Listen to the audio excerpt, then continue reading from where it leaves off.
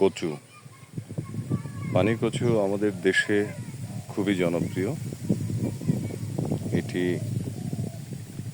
খেতেও খুব সুস্বাদু এবং পুষ্টিকর একটি ফসল। আপনারা দেখতে পাচ্ছেন এই যে অনেক বড় বড় কচু হয়েছে, এগুলোর আবার লতিও বের হচ্ছে।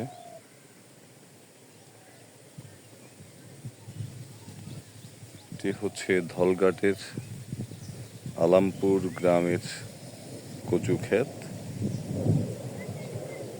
আমাদের কৃষক ভাইয়েরা কচু চাষ করেও কিন্তু অনেক লাভবান হচ্ছে।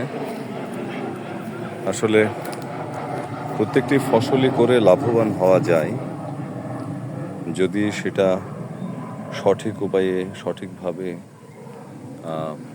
চাষটা করা যায়।